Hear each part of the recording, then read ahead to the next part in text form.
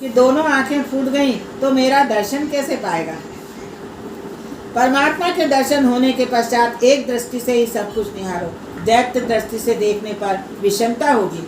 शुक्राचार्य समझ गए कि अधिक बाधा करने पर मेरी दूसरी आंख भी फोड़ दी जाएगी, और वे वहां से हट गए। आंख के विकृत होने पर नाम भी बिगड़ता है, कलंकित होता है। रावण की आंख दृष्टि बिगड़ी, तभी तो उसका नाम भी बिगड़ गया। परमात्मा एक ही आंख फोड़ते हैं। रामायण में भी एक प्रसंग है, रामचंद्र ने जयंत की एक आंख फोड़ दी। भगवान कहते हैं कि जगत को एक ही दृष्टि से देखो, अपने पराये का भाव छोड़ो, सभी में भगवान का अंश है ऐसा मानो। एक दृष्टि से देखना समता है, दो आंखों से देखना विषमता है। गीता जी में कहा गया, समत्वम योग उच्यते, सर्व के प्रति समता रखना ही योग है। संकल्प पूर्ण होते ही वामन जी ने विराट रूप धारण किया। भगवान ने जगत को आवृत कर लिया, सभी स्थानों में उनका ही स्वरूप दिखने लगा। जगत बाहर ऊपर दशांगुल, और दशांगुल का अर्थ शंकराचार्य ने किया है कि 10 उंगलियों से प्रभु को वंदन किया जाता है। परमात्मा वंदनीय है। वेद भी परमात्मा का प्रतिपादन नहीं कर सके, सो निषेधात्मक रीति से नेति नेति कहते हैं। जानने वाला ईश्वर के स्वरूप का वर्णन नहीं कर पाता। भगवान वंदनीय है, चिंतनीय है। अपनी कृपा से जब वे अज्ञान दूर करते हैं तभी उन्हें जाना जा सकता है। प्रभु के एक चरण में ही सारी पृथ्वी समा गई, दूसरे चरण में ब्रह्मलोक का व्याप्त कर लिया, तीसरे चरण के लिए स्थान ही न बचा। उस समय दैत्य युद्ध करने के लिए तैयार हो गए। हमारे स्वामी को छला जा रहा है, मारो मारो। तो बलि राजा ने उन्हें समझाया, समय प्रतिकूल है, शांत रहो, नहीं तो तुम ही मारे जाओगे। वामन जी बोले, राजन तुमने संकल्प किया है 3 चरण जितनी भूमि दूंगा, अब मैं तीसरा चरण रखूं तो किधर रखूं। संकल्पानुसार दान न देने वाला मनुष्य नरकवासी होता है। तुम मुझसे छलना कर रहे हो। जरा सोचो तो, इस प्रसंग में कौन किसके साथ छलना कर रहा है। भगवान दान लेने आए थे, तब 7 वर्ष के बटुक थे, किंतु दान का संकल्प हो जाने पर विराट बन गए। गणेश पुराण में बलि राजा ने भगवान से पूछा था कि वह निष्पाप है, फिर भी उनके साथ यह छल क्यों किया गया। बलि राजा निष्पाप था, सो भगवान ने उसके साथ युद्ध नहीं किया। ईश्वर निष्पाप है, वे किसी को भी नहीं मारते, मनुष्य का पाप ही उसे मारता है। आपने कपट किया, मुझे पाताल में उतार दिया, क्या यह योग्य है? आप ही निर्णय करें। वामन जी ने उत्तर दिया, तुम पूर्ण निष्पापी नहीं हो। यज्ञ के आरंभ में गणपति की पूजा की आज्ञा की गई तो तुमने इनकार कर दिया था। मैं विष्णु की पूजा करूंगा। गणपति भी विष्णु है, किंतु तुम न माने, यह तुम्हारी भेद बुद्धि थी। जब तक अनन्य भक्ति सिद्ध नहीं होवे, तब तक अन्य देवों में भी अपने इष्ट देव का अंश मानकर इन्हें वंदन करो। तुमने शास्त्र को मर्यादा का उल्लंघन किया। तुमने गणपति की पूजा तो की, किंतु पूज्य भाव से नहीं की। गणपति ने मुझसे प्रार्थना की कि मैं तुम्हारे यज्ञ में बाधा डालूं, अतः मैं यहाँ आया हूँ। गणपति महाराज विघ्नहर्ता भी है और विघ्न करता भी है। अब मैं तीसरा चरण कहाँ रखूं? भगवान के विराट स्वरूप को देखकर बलि राजा भयभीत हो गए। उस समय सत्वगुण स्वरूपा विंध्यावली कहने लगी, यह सब तो तुम्हारी क्रिया भूमि है। इस शरीर पर भी जब जीव का अधिकार नहीं है तो संपत्ति और संतति पर कैसे हो सकता है। शरीर मिट्टी से ही बना हुआ है। जीव व्यर्थ ही ऐसा मान बैठा है कि शरीर संपत्ति आदि मेरा अपना है। वास्तव में ऐसा नहीं है। गीता का आरंभ धर्म शब्द से किया गया है। गीता का प्रथम शब्द है धर्म क्षेत्रे। गीता की समाप्ति मम शब्द से की गई है। गीता का अंतिम शब्द है मम। इन 2 शब्दों के मध्य में समाई हुई है सारी गीता। मम का अर्थ है मेरा। मम धर्म मेरा धर्म। मेरा धर्म अर्थात सत्कर्म। मेरे हाथों से जो भी सत्कर्म होवे वही और उतना ही मेरा है। मात्र सत्कर्म ही तुम्हारा है, शरीर नहीं। जितना सत्कर्म जीव ने किया होगा उतना ही साथ जाएगा। जितना सत्कर्म करोगे उतना ही तुम्हारा होगा। धृतराष्ट्र ने कहा था, माम का ये मेरे पुत्र हैं। इसी कारण से भगवान ने उसके पुत्रों को मारा था। धृतराष्ट्र ने कहा था, माम कहा पांडवा। अर्जुन ने भगवान से कहा, शिष्यस्ते हम शाधि मां त्वाम प्रपन्नम, मैं आपका हूँ और आपकी शरण में आया हूँ। तो भगवान को उसे अपनाना पड़ा और उसके रथ को भी चलाना पड़ा। मनुष्य यह नहीं जानता कि उसका अपना क्या है और क्या नहीं। फलतः वाद विवाद और संघर्ष होता रहता है। यदि वह समझ पाए कि वास्तव में उसका क्या है तो सारे झंझट फसाद मिट जाएंगे। द्रव्य के सिवाय भी कोई अन्य सुख है और आत्मानंद जैसी भी कोई वस्तु है, यह मनुष्य जानता ही नहीं है। अपने हाथों से किया हुआ सत्कर्म ही अपना ही जीव नहीं, प्रभु ही स्वामी है। जीव तो मात्र मुनीम है। इस शरीर पर जब जीव की सत्ता नहीं है तो और किसी वस्तु पर कैसे हो सकती है। यमराज की आज्ञा होते ही शरीर का त्याग हो जाता है। जगत के कानून वहाँ नहीं चल सकते। यह कभी मत भूलो कि तन और मन के स्वामी परमात्मा है। फिर भी जीव मेरा मेरा करता है। जो मेरा मेरा करता है उसे भगवान मारते हैं, जो तेरा तेरा कहता है उसे भगवान ताड़ते हैं। विंध्यावली ने कहा, हे प्रभु, यह तो आपकी ही लीला है। आपको कोई क्या दान देगा। मेरे पति ने अभिमानवश दान देना का चाहा और दिया। आपको कोई कुछ दे नहीं सकता। सर्वस्व के आप ही स्वामी हैं। इसी कारण से वैष्णव संप्रदाय दान के बदले भेंट शब्द कहते हैं। जो ईश्वर का है वही उन्हें समर्पित करना है। प्रभु, मेरे पति के कथन में गड़बड़ी हो गई थी। जो सूक्ष्म अभिमान अब तक बलि में रह गया था कि मैंने दान दिया, इस अभिमान की दूर करने के हेतु विंध्यावली ने अपने पति से कहा, ठाकुर जी को प्रणाम कीजिए। भगवान को कौन क्या दे सकता है। उन्होंने जो दिया है वही उन्हें देना है। यह शरीर बच गया है जो मिट्टी ही है। भगवान से कहिए मैं अपना तीसरा चरण आपके मस्तक पर ही रखे। मस्तक बुद्धि प्रधान है, उसमें काम का वास है। मस्तक पर भगवान का चरण टिकने पर बुद्धिगत काम का नाश होता है। जो तन मन धन भगवान को अर्पित करता है, भगवान उसी के मस्तक पर चरण रखने की कृपा करते हैं। परमात्मा का हाथ या चरण मस्तक पर आने से मस्तक स्थित सूक्ष्म काम का नाश होता है। गोपियाँ भी कहती हैं, गोपी गीत में कामना करती हैं कि उनके मस्तक पर भगवान का कर कमल। फिर गोपी कौन है। गोभी इंद्रिय भक्ति रसम पिबती सा गोपी। प्रत्येक इंद्रिय से जो भगवत रस का पान करे वही गोपी है। प्रभु से प्रार्थना करो कि अपने चरण मेरे मस्तक पर रखिए। बलि राजा ने भगवान से कहा, पदम तृतीयम शीर्षणम में निजम, मेरे मस्तक पर ही आप अपना तीसरा चरण रखिए। मस्तक में बुद्धि होती है। बुद्धि में सूक्ष्म रूप से काम समाया होता है, इच्छाएं समाई होती हैं। उनका नाश करने के लिए ही अपने मस्तक पर पांव रखने की प्रार्थना की। ऐसा होने पर सकाम बुद्धि नष्ट होती है। जीव और ईश्वर के मिलन में काम ही अवरोधक है। मैं ठीक तरह से कह न सका, मुझे क्षमा करें। मेरा तो कुछ भी नहीं है, जो है आपका है, वही आपको दे रहा हूँ। सचमुच ही आप असुरों के भी परोक्ष गुरु हैं, क्योंकि हमारी बड़कपन ही दीवार तोड़कर आपने हमारी आंखें खोल दी हैं। बलि राजा के पितामह प्रहलाद जी का वहाँ आगमन हुआ। वे भगवान से कहने लगे, आपने मेरे पौत्र को दिया हुआ इंद्र पद छीन लिया और उसे लक्ष्मी विहीन भी कर दिया। मैं मानता हूँ कि ऐसा करके आपने इस पर बड़ा अनुग्रह किया है। दाता को कभी अभिमान नहीं करना चाहिए। जो बंधन करता है वह प्रभु को भी बंधन में रख सकता है। शरीर का अर्पण अर्थात मेरापन, अहंकार, अभिमान का अर्पण, यदि दाता दीन नहीं बनेगा तो उसका दान सफल नहीं होगा।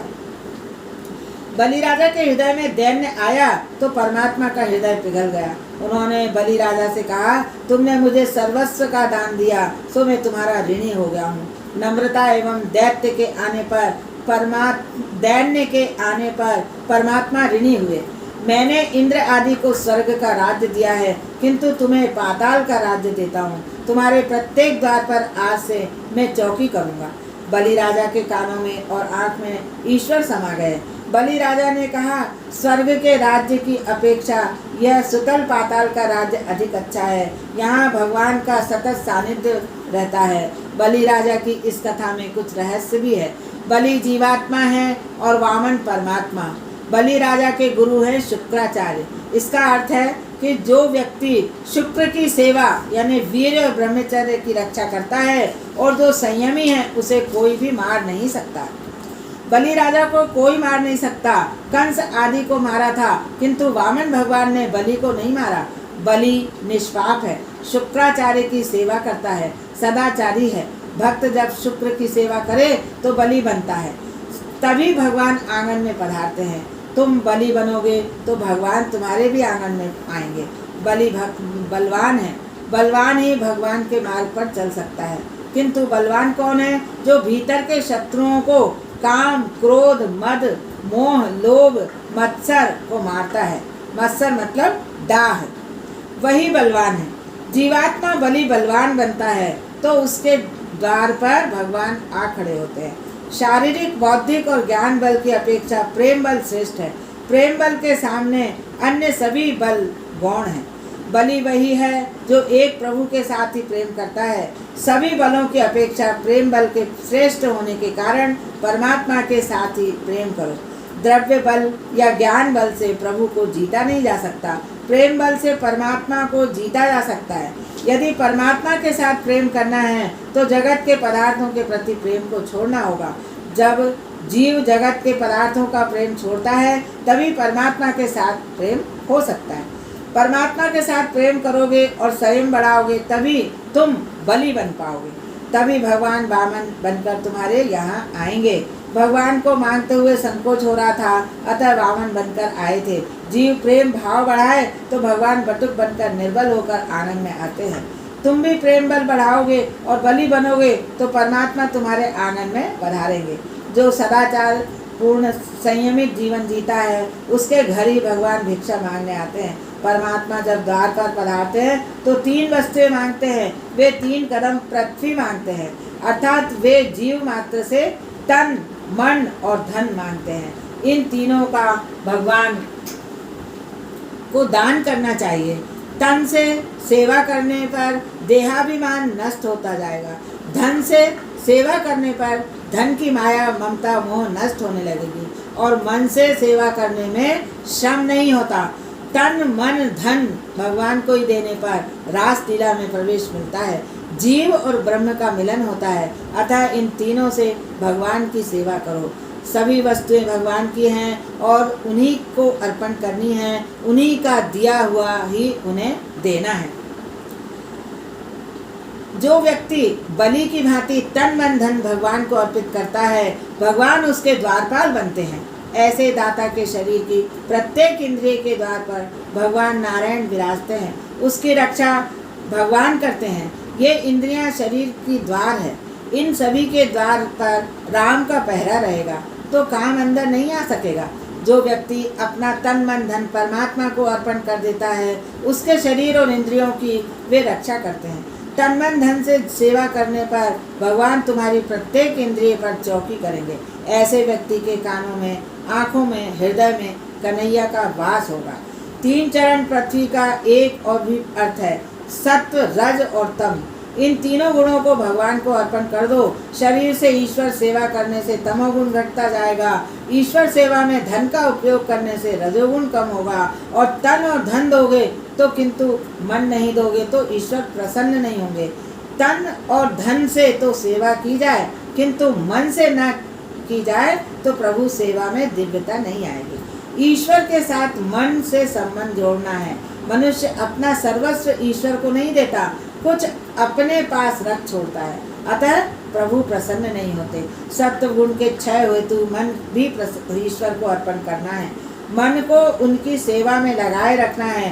मन विषयों में और तन ठाकुर जी के पास होगा तो काम नहीं बनेगा। सेवा करते हुए आंखों में आंसू आ जाएं तो मान लेना कि ठाकुर जी ने कृपा की है। सेवा करने से थकावट दूर होती है। ईश्वर के साथ संबंध हो जाए तो थकावट दूर होती है। ज्ञानी व्यक्ति ईश्वर के साथ शरीर से नहीं मन से संबंध जोड़ता है। समर्पणकर्ता को अपने आप को भी समर्पित करना चाहिए। दान देने के बाद बलि राजा ने भगवान को नमन नहीं किया सो वे अप्रसन्न रहे। बलि के मन में सूक्ष्म अभिमान था कि मैंने बहुत कुछ दिया है। अर्पण करके बलि के मन में दीनता, नम्रता नहीं आई। सब कुछ विधि पूर्वक करके भी मन यह मानो कि मैंने कुछ भी नहीं किया है। भगवान से कहो, मंत्रहीनम क्रियाहीनम भक्तिहीनम जनार्दन, मैं भक्ति रहित, क्रिया रहित और मंत्र रहित हूँ। मेरी कुछ त्रुटि हो तो क्षमा करना और मेरे कर्मों को परिपूर्ण मान लेना।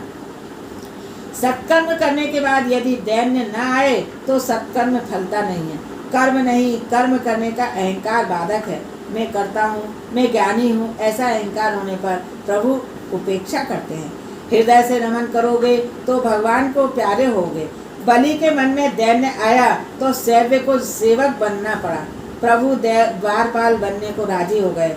जिसकी प्रत्येक इंद्रिय भगवान के नाम पर रटन करती है, उसकी सारी इंद्रियों में भगवान आकर विराजते हैं। सुतल पाताल के द्वार पर भगवान की चौकी का यही अर्थ है। सुतल पाताल में बलि ने प्रवेश किया। प्रत्येक द्वार पर शंख चक्र गदा पद्मधारी श्री कृष्ण विराजमान थे। तन मन धन से सेवा करने वाले की आंखों में और कानों में, सभी इंद्रियों में श्री कृष्ण रहते हैं। एक बार रावण घूमता फिरता बलि के पास आया और लड़ने को तैयार हो गया। उसने देखा कि बलि के द्वार पर वामन जी चौकीदारी कर रहे हैं। उसने वामन जी से कहा, वह बलि के साथ युद्ध करना चाहता है। वामन जी ने कहा था, पहले मुझसे युद्ध कर, मैं सेवक हूँ और बलि राजा स्वामी है। रावण ने वामन जी के साथ लड़ना शुरू कर दिया। वामन जी ने उसकी छाती पर ऐसी लात मारी कि वह समुद्र किनारे जा पड़ा। रावण काम है, तुम्हारी इंद्रियों के द्वार पर भगवान चौकी करेंगे तो काम उनमें प्रवेश नहीं पा सकेगा। स्वर्ग का राज्य वामन जी ने इंद्र को दिया। वामन जी बलि राजा के घर दान लेने गए तो वहाँ उनको द्वारपाल बनना पड़ा। जो दान लेता है वह बंधन में फंसता है। वामन जी बंधन में फंस गए। सभी को आनंद हुआ किंतु महालक्ष्मी को दुख हुआ। घर में सब कुछ था किंतु नारायण की अनुपस्थिति से वे बेचैन थी। वे सदा यही सोचती रहती थी, मेरे स्वामी कब आएंगे, कहाँ होंगे।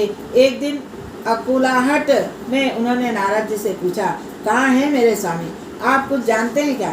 नारद जी ने उत्तर दिया, सुना है कि नारायण सुतल पाताल में बलि राजा के द्वार पर चौकीदारी कर रहे हैं। बलि के पास दान लेने गए थे सो बंधन में पड़ गए। सर्वस्व का दान लेकर ऋणी हो गए। लक्ष्मी जी सुतल पाताल में आई। घर में ठाकुर जी को प्रसन्नता से स्थापित करोगे तो लक्ष्मी जी भी उनके पीछे पीछे बिना आमंत्रण के आ जाएंगी। जहाँ भगवान होते हैं वहाँ लक्ष्मी जी भी आ जाती है। यह कोई आश्चर्य की तो नहीं है। जिस घर का द्वारपाल नारायण होवे वहाँ बिना आमंत्रण के लक्ष्मी जी आ पावे। लक्ष्मी जी के नहीं, भगवान ही के पीछे लगो। नारायण की आराधना करोगे तो लक्ष्मी जी पीछे पीछे आएंगी। लक्ष्मी जी ने ब्राह्मण पत्नी का रूप लिया। उन्होंने बलि राजा से कहा, मैं तुम्हारी धर्म बहन हूँ। जगत में न तो मेरा कोई भाई है और न तुम्हारी कोई बहन है। आज से मैं तुम्हारी धर्म बहन हूँ और तुम मेरे धर्म भ्राता। बलि को आनंद हुआ। उसने लक्ष्मी जी को वंदन किया। उसे दुख था कि आज तक उसकी कोई बहन नहीं थी। लक्ष्मी जी के आगमन के साथ सभी को आनंद हुआ किंतु स्वयं लक्ष्मी माता को कोई आनंद नहीं था। उन्हें दुख था कि उसके स्वामी हाथ में लाठी पकड़कर एक सामान्य चौकीदार की भांति पहरा दे रहे हैं। श्रावण मास आया। लक्ष्मी जी ने राखी के दिन श्रावण पूर्णिमा के दिन बलि राजा से कहा कि आज मैं तुम्हें राखी बांधूंगी। बलि राजा ने राखी बांधवाकर बंधन करते हुए लक्ष्मी जी से कहा, बहन आज तुम्हें कुछ देना चाहिए, जो जी में आए मांग लो, जरा भी संकोच न रखना। लक्ष्मी जी बोली, मांगते हुए मुझे संकोच हो रहा है। बलि राजा, आज वही मांग लो जो तुम्हारे घर में न हो। लक्ष्मी जी, वैसे तो मेरे घर में सब कुछ है किंतु एक वे नहीं है जिनके बिना मैं बेचैन हूँ। मुझे और कुछ नहीं चाहिए। तुम अपने इस द्वारपाल को ही मुझे दे दो। तुम इन्हें मुक्त कर दो। बलि राजा, क्यों, क्या ये तुम्हारा कोई रिश्तेदार है? लक्ष्मी जी, यह तो मेरे नारायण हैं, मेरे सर्वस्व हैं और नारायण चतुर्थ स्वरूप में प्रकट हुए। सुखदेव जी वर्णन करते हैं, राजन, माता महालक्ष्मी भगवान नारायण के साथ श्रावण शुक्ल पूर्णिमा के दिन वैकुंठ धाम में पधारी। इसको स्मृति में रामानुज पंथ के मंदिरों में इस दिन पाटोत्सव मनाने की प्रणाली चली आ रही है। इस प्रकार दान से बद्ध नारायण को लक्ष्मी जी ने मुक्त कराया था। अतः भगवान कहते हैं, ब्रह्मा जी, मैं जिस पर कृपा करता हूँ उसका धन छीन लेता हूँ, क्योंकि व्यक्ति धन से अभिमानी बनता है। तथा मेरा और अन्य लोगों का अपमान करने लगता है। इसी कारण से प्रहलाद जी ने भगवान से कहा था, मेरे पौत्र बलि को आपने इंद्र पद तथा स्वर्ग का जो राज्य दिया था उसे छीनकर लक्ष्मी भ्रष्ट किया। यह उस पर बलि पर कृपा करने हेतु ही किया है। परम पवित्र वामन चरित्र की कथा समयानुसार यथामति कही। पितृतिथि के दिनों में इसका पाठ करने से पितरों को भी सद्गति प्राप्त होती है। अब शरणागति की कथा शुरू होती है। रासलीला में जाना है, मन पर वासना का आवरण हो रहेगा, श्री कृष्ण से मिलन नहीं होगा। वासना के नाश के लिए उपाय बताए गए हैं। महाप्रभु जी ने कहा, भगवान की शरण में हूँ, ऐसा जिसे सतत स्मरण रहे वही सिद्ध पुरुष है। सुखदेव जी का वर्णन करते हैं, राजन, कूर्म या मत्स्य के गुण दोष परमात्मा में नहीं आते। परमात्मा कूर्म बने या मत्स्य, वे तो सदा परमात्मा ही रहते हैं। जीव जब पशु का अवतार लेता है तो उस पशु विशेष के गुण धर्म उसमें आ जाते हैं। महाराज, सत्यव्रत मनु एक समय कृतमाला नदी के किनारे तपस्या कर रहे थे। यह नदी त्रिवेंद्रम की ओर है। वहाँ उन्होंने कई वर्षों तक तपस्या की। एक बार वे नदी के जल में तर्पण कर रहे थे। ऋषि तर्पण से बुद्धि शुद्ध होती है। ऋषियों का स्मरण करने से हमारे हृदय में दिव्य संस्कार अवतीर्ण होते हैं। जल तर्पण करते हुए महाराज मनु की अंजलि में एक मत्स्य आया। मनु ने उसे जल में छोड़ दिया। मत्स्य ने कहा, मैं आपके हाथों में अर्थात आपकी शरण में आया हूँ। नदी में से मत्स्य मुझे खा जाएंगे, अतः आप मेरी रक्षा करें। राजा ने उसे कमंडल में रख लिया। ज्यों ज्यों मत्स्य बड़ा होता गया त्यों त्यों उसके लिए विशाल स्थान की आवश्यकता पड़ने लगी। दिनों दिन वह विशाल स्वरूप धारण करता गया। सत्यव्रत को आश्चर्य होने लगा। उन्होंने सोचा, अवश्य यह कोई असाधारण मत्स्य है। वस्तुतः वृत्ति ही मत्स्य है। वृत्ति विशाल तो बने, किंतु जब तक वह ब्रह्माकार न हो जाए तब तक शांति नहीं है। मेरापन, अहम एक ही स्थान में नहीं रह सकता, नहीं समा सकता है। मैं सर्व में हूँ और मुझ में सर्व है। मन के आवरण को तोड़ने के लिए ब्रह्माकार वृत्ति आवश्यक है। जीव के हृदय में ईश्वर रहते हैं। जीव की पीड़ा या मृत्यु ईश्वर को व्यथित नहीं करती। भगवान का इससे कोई संबंध ही नहीं है। दीपक के प्रकाश में चाहे कोई भागवत पाठ करे, चाहे चोरी करे, दीपक में ना तो सुभाव होगा न कुभाव। दीपक का धर्म तो प्रकाशित होना है। किसी के कर्म के साथ प्रकाश का कोई संबंध नहीं है। परमात्मा सभी के हृदय में बसकर दीपक की भांति प्रकाश देते हैं। जीव पाप करे या पुण्य, किंतु साक्षीभूत परमात्मा पर इसका कोई प्रभाव नहीं पड़ता। ईश्वर न तो निष्ठुर है और न ही दयालु। ईश्वर का अपना कोई धर्म नहीं है। ईश्वर आनंद रूप है, सर्वव्यापी है। इस स्वरूप से हमें कोई विशेष हानि या लाभ नहीं है। परमात्मा बुद्धि से परे है। ईश्वर ही बुद्धि को प्रकाशित करते हैं। ईश्वर को प्रकाश देने वाला कोई नहीं है। ईश्वर तो स्वयं प्रकाशी है। ईश्वर के सिवाय अन्य सभी पर प्रकाशी है। ईश्वर का स्वरूप हमें प्रकाश देता है। इस स्वरूप का अनुभव करने के लिए ज्ञानी पुरुष ब्रह्माकार वृत्ति धारण करते हैं। जब मन ईश्वर का सतत चिंतन करे, वृत्ति जब कृष्णाकार ब्रह्माकार बने, तभी शांति मिलती है। ईश्वर को छोड़कर सभी कुछ अल्प है। अतः अन्य किसी भी वृत्ति और प्रवृत्ति में मनोवृत्ति को शांति नहीं मिलेगी। वृत्ति कृष्णाकार ब्रह्माकार बनेगी, भगवत रूप बनेगी, तभी आनंद की प्राप्ति होगी। लकड़ी में जो अग्नि समाई हुई है उसका उपयोग कैसे किया जाए, यह जानना चाहिए। बाहर से अग्नि प्रज्वलित करोगे तो वह लकड़ी जलेगी। स्वयं प्रकाशी परमात्मा सभी के हृदय में रहते हुए प्रकाश देते हैं और कुछ नहीं करते। प्रभु के सगुण स्वरूप को हृदय में बसाकर उसी में जब वृत्ति को तदाकार करोगे तभी शांति मिलेगी। मन को मत्स्य की उपमा दी गई है। मत्स्य नारायण ने कहा, राजन, मैं तेरा कल्याण करने हेतु ही आया हूँ। आज से 7वें दिन प्रलय होगा और सर्वनाश हो जाएगा। तब तुम मेरा स्मरण करना, मैं तुम्हारी रक्षा करूँगा। मुझसे अपनी नैया बांध देना। मनु महाराज प्रभु का ध्यान करने लगे और पृथ्वी जलमय हो गई। जब ब्रह्मनिष्ठ गुरु मिल जाते हैं तभी वृत्ति ब्रह्माकार होती है। मत्स्य नारायण भगवान सदगुरु के ही स्वरूप हैं। गुरु कृपा के बिना मन ईश्वर में स्थिर नहीं हो पाता। मैं आपकी शरण में आया हूँ, मेरी नौका आप पार कर दीजिए। वृत्ति को ब्रह्माकार बनाओ और सत्यव्रती बनो। सत्य का पालन करो। सत्यनिष्ठ जीव ही सत्यव्रत मनु है। कृतमाला नदी के किनारे बसने का अर्थ है सत्कर्म की परंपरा से जीना।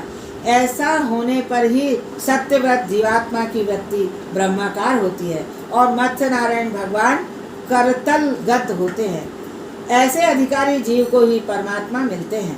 प्रलय में चाहे अन्य किसी भी वस्तु का नाश हो जाए, किंतु भगवान सत्यनिष्ठ का नाश नहीं होने देते। सत्कर्मी और सत्यनिष्ठ व्यक्ति प्रलय में भी नहीं मरेगा। जो भगवान की शरण में जाता है, भगवान जिसे अपनाते हैं, उसका प्रलय में नाश नहीं होता। प्रलय में सारी सृष्टि नष्ट हो गई, किंतु सत्यव्रत का नाश नहीं हुआ, क्योंकि उसने मत्स्य नारायण भगवान के साथ अपना संबंध जोड़ लिया था। शरीर नैया है, प्रभु के चरण सींग हैं। इस शरीर को परमात्मा के चरणों के साथ बांध लो। आदि मत्स्य नारायण भगवान की सुखदेव जी बार बार प्रणाम करते हैं और मत्स्य नारायण की स्तुति को महात्माओं ने गुरु अष्टकी कहा है। इस मत्स्य नारायण का कथा का जो भी पाठ करता है, उसके सभी पाठकों का विनाश होता है। मत्स्य नारायण प्रभु ने वेद के चोर दैत्य हयग्रीव का संहार किया। मनु महाराज को मत्स्य संहिता का उपदेश दिया। ऐसे प्रभु को प्रणाम करते हुए हम इस 8वें स्कंद का समापन करते हैं और 9वां स्कंद शुरू करते हैं। लोकाभिरामं रणरंगधीरं राजीव नेत्रं रघुवंशनाथं कारुण्यरूपं करुणाकरं तं श्रीरामचन्द्रं शरणं प्रपद्ये।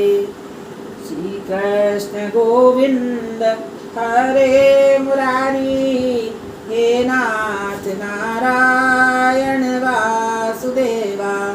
गोविंद मेरी यही प्रार्थना है, भूलूं न मैं नाम कहीं तुम्हारा। निष्काम होकर दिन रात गाऊं, गोविंद दामोदर माधवेति। देहांत काले तुम सामने हो, बंसी बजाते मन को लुभाते। गाती यही मैं तननाथ त्यागूं, गोविंद दामोदर माधवेति। प्यारे जरा तो मन में विचारो, क्या साथ लाए क्या ले चलोगे। गाओ यही नाम सदा पुकारो, गोविंद दामोदर माधवेति। नाता भला क्या जग से हमारा, आए यहाँ क्या कर रहे हो। सोचो विचारो हरि को पुकारो, गोविंद दामोदर माधवेति। हे कृष्ण हे यादव है सकेति। सच्चे सखा है हरि ही हमारे, माता पिता शील बंधुत प्यारे। भला इसी में दिन रात गाओ, गोविंद दामोदर माधवेति। हे कृष्ण हे यादव है सकेति। जय हो श्री रामचंद्र भगवान की जय।